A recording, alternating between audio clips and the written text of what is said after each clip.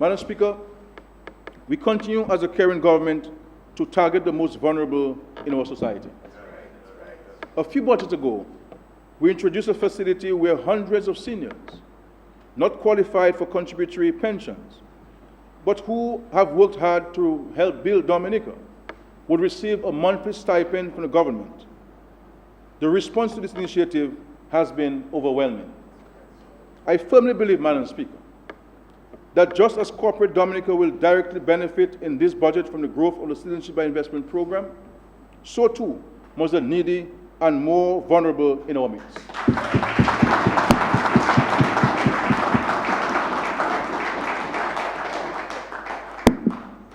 Madam Speaker, all available studies suggest that it is the elderly, as well as infants, who are our most vulnerable.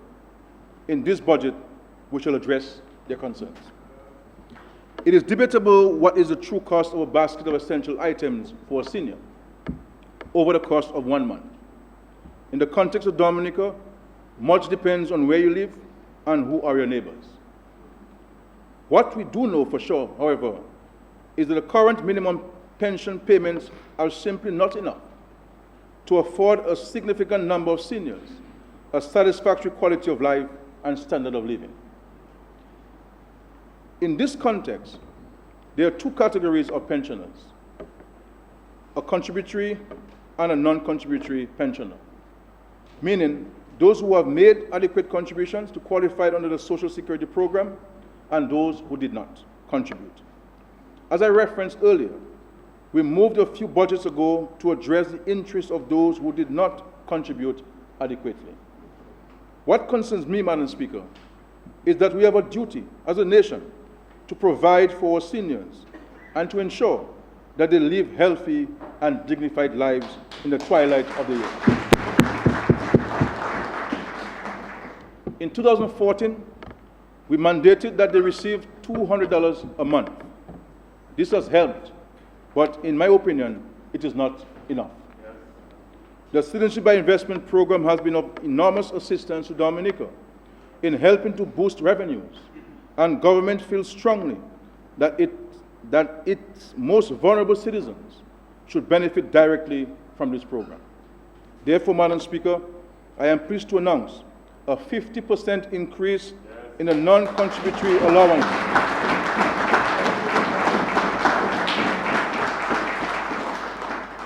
A 50% increase in the non-contributory allowance, social allowance for persons 70 years and older, from $200 a month to $300 a month.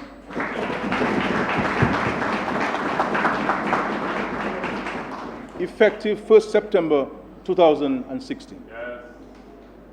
Now, Madam Speaker, I know this will raise the question of what about those who have contributed? That is a fair and reasonable question, deserving of a forthright answer. They too live in Dominica, and they too are deserving of the guarantee of a satisfactory existence from a country to which they gave their all. The Dominica Social Security Board has done a remarkable job of managing the resources of workers in this country. I wish here to congratulate the directors, management, and staff for the fantastic job they have done and continue to do.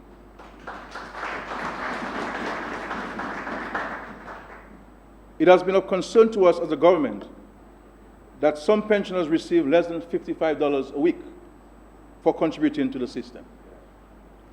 Were these levels to remain in effect, it would create the anomaly whereby persons who did not contribute would, as of September 1st, be receiving more than those who did. This clearly would not be acceptable. Madam Speaker, as Minister responsible for Social Security, I propose immediately upon passage of this budget to meet with the board and directors of DSS to create a mechanism whereby the bottom tiers of Social Security pensions will be brought cumulatively to no less than the same $300 a month level as a senior's allowance paid by central government.